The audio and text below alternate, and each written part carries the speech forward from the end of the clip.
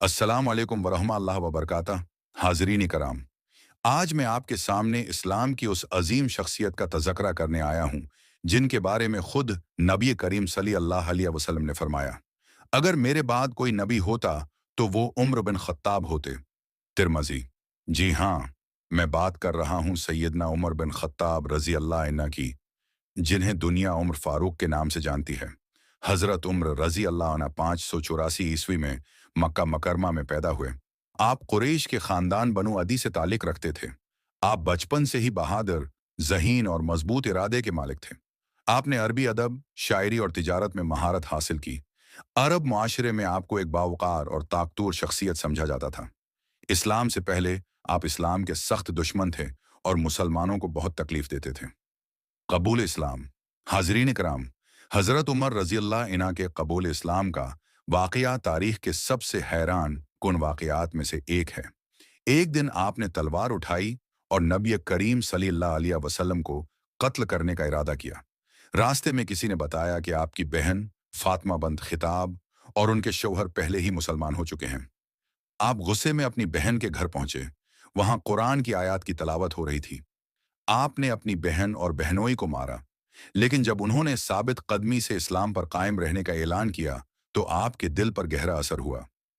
آپ نے قرآن کے الفاظ سنے، وہ الفاظ جو سورۃ طہ سے تھے، اور آپ کا دل کانپ اٹھا۔ آپ فوراً نبی کریم صلی اللہ علیہ وسلم کے پاس پہنچے اور کلمہ پڑھ کر اسلام قبول کر لیا۔ اس واقعے کے بعد مسلمانوں نے نعرہ لگایا، اللہ اکبر، کیونکہ اسلام کو ایک بہت بڑی قوت مل گئی تھی۔ لقب فاروق کیوں؟ نبی کریم صلی اللہ علیہ وسلم نے حضرت عمر رضی اللہ عنہ کو فاروق کا لقب عطا فرمایا، یعنی حق اور باطل میں فرق کرنے والے۔ آپ کے قبول اسلام کے بعد مسلمانوں نے پہلی بار کھلے عام خانہ کعبہ میں نماز پڑھی۔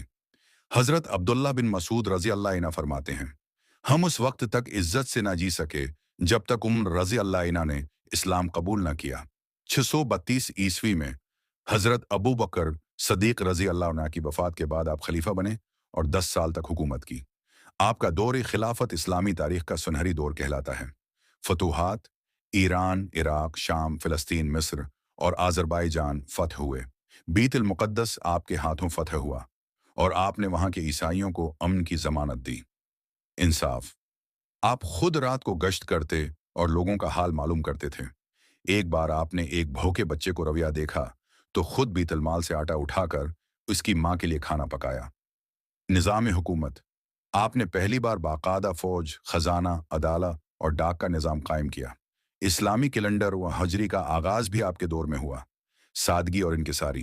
حاضرین کرام، ذرا سوچئے، وہ شخص جس کی سلطنت ایران سے مصر تک پھیلی ہوئی تھی، وہ خود پیوند لگے کپڑے پہنتا تھا۔